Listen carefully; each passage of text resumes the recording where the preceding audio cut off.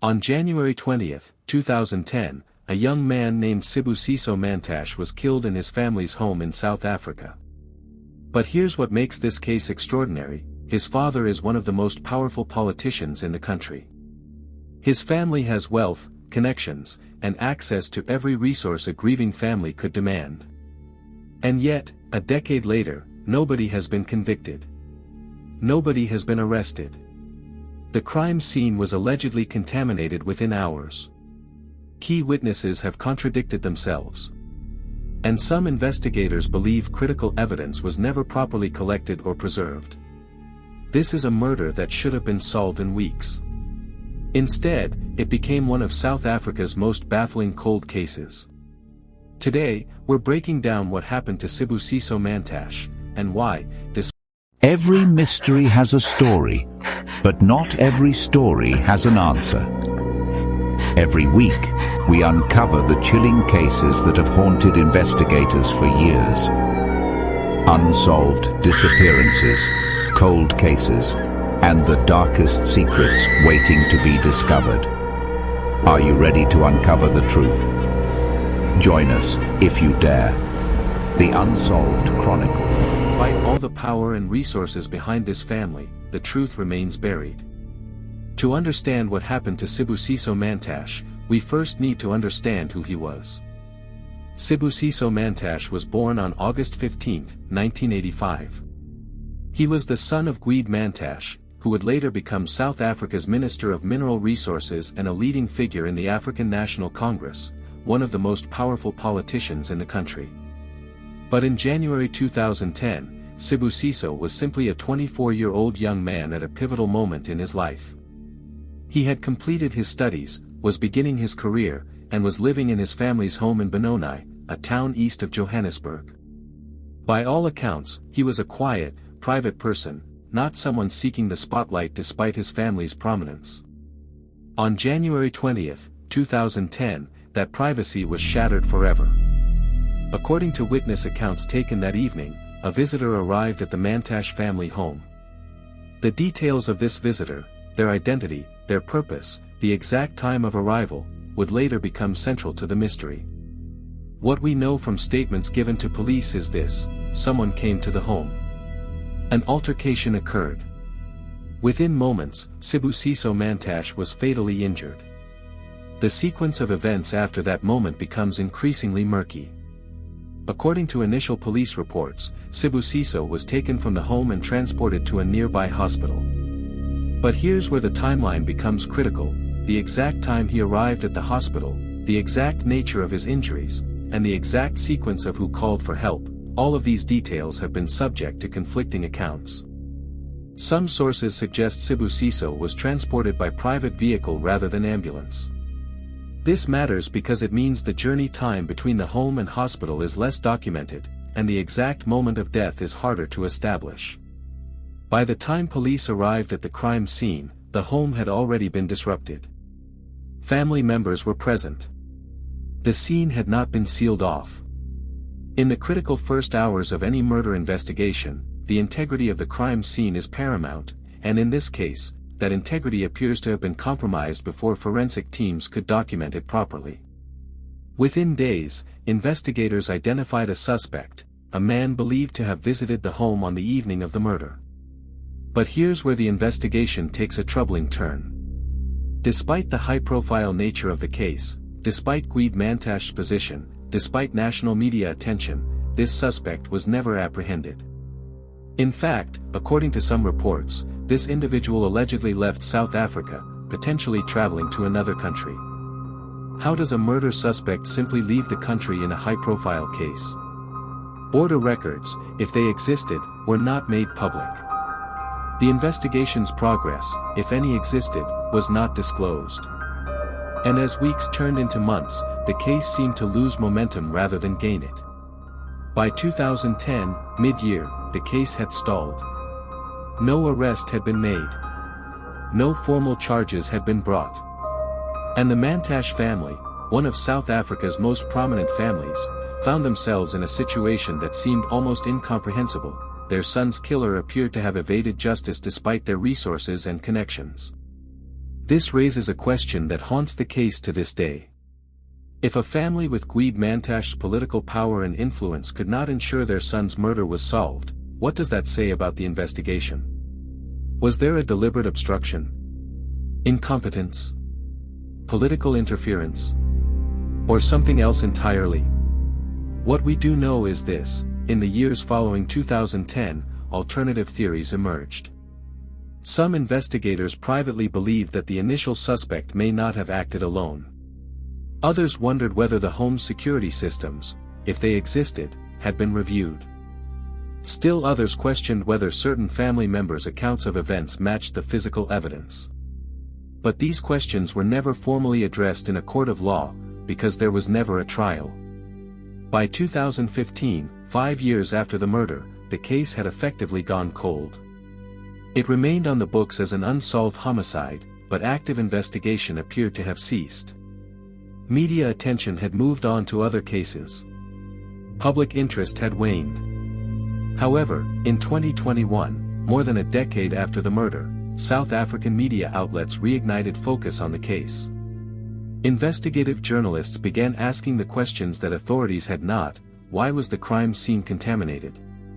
Why was the suspect never found? Why had the case been effectively abandoned?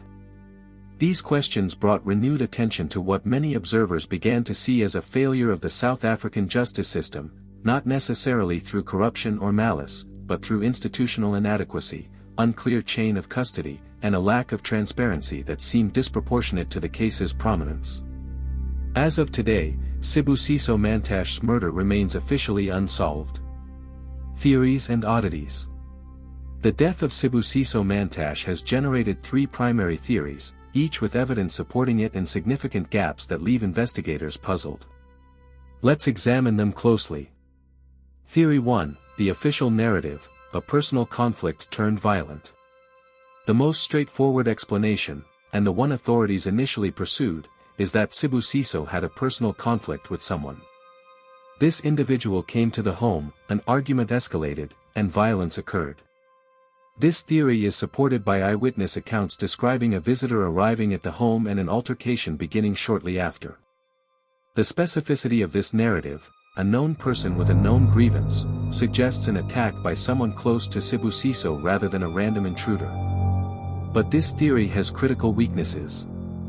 First, if the suspect was identified, as some reports suggest, why was he never arrested? Officials claim he left the country, but without public documentation, without formal charges, without Interpol involvement, as far as the public knows, how did this happen? Second, the crime scene contamination raises questions. If this was a straightforward personal conflict, wouldn't investigators immediately cordon off the scene and preserve evidence? The fact that family members were present at the scene, that the home was not immediately sealed, suggests either severe investigative failure or something more unusual. Third, the precise nature of Sibusiso's injuries was never publicly detailed.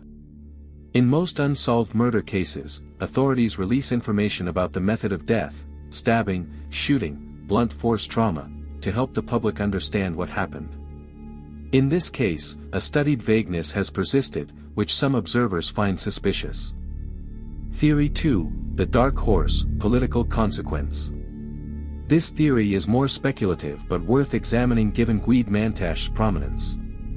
Some investigators have privately wondered whether Sibusiso's death was connected, directly or indirectly, to his father's political position. In South Africa's complex political landscape, particularly in 2010, ambitious men accumulate enemies.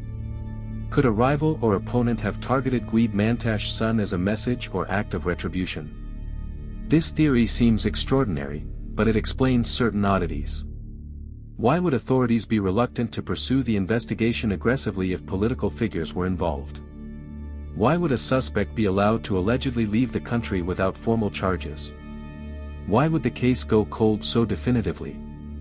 If this theory is true, we might expect pressure on investigators to minimize findings, reluctance from witnesses to come forward, official statements downplaying the case's significant, swift closure without resolution. And intriguingly, several of these elements appear to match what actually occurred. However, there is no public evidence directly supporting political involvement. It remains speculation, though troubling speculation. Theory 3, the stranger theory, case of mistaken identity or opportunistic crime. The third theory suggests that Sibusiso Mantashe may have been victim of circumstance rather than targeted action. Consider this possibility: what if a criminal or intruder came to the home for an entirely different reason, perhaps targeting someone else in the household, or attempting a robbery, and Sibusiso, by being present, became an unintended victim? This would explain the chaotic nature of accounts, the apparent lack of motive, the difficulty in pinning down exactly what happened. Intriguingly, some observers have noted that the exact nature of the altercation that led to Sibusiso's death has never been clearly established.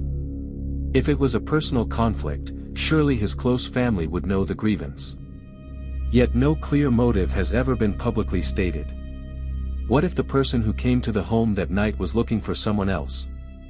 What if Sibusiso simply answered the door at the wrong moment? This theory is supported by the fact that home invasions and burglaries occasionally turn violent, and the victim isn't always the intended target. The critical unanswered questions. Who was the visitor that evening, and where is he now?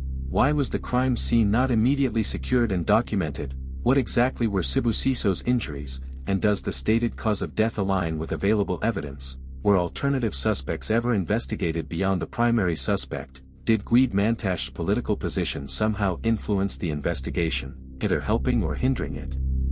Why did the case go cold so definitively after 2010? Case status plus call to action and tribute.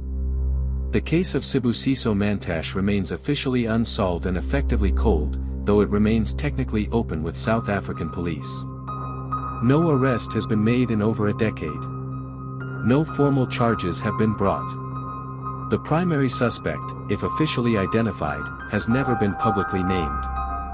In 2021, renewed media attention briefly reignited public interest, but without new investigative breakthroughs, the case has settled back into obscurity. What do you think happened that night? Do you believe the official narrative, or does the lack of progress suggest something darker? Let me know in the comments below. Your perspective might contain a detail that could matter. Sibusiso Mantashe was 24 years old. He was a son, a young man with his entire life ahead of him. Whatever happened on that January evening, whatever circumstances led to his death, he deserved justice. His family deserved answers. And South Africa deserved a resolution that explains how a murder in a prominent family's home could remain unsolved for over a decade. This video is dedicated to his memory and to the ongoing pursuit of truth. If you believe in investigative journalism and the power of questioning official narratives, please like and subscribe for more deep dive explorations into South Africa's most perplexing true crime cases. Thank you for watching.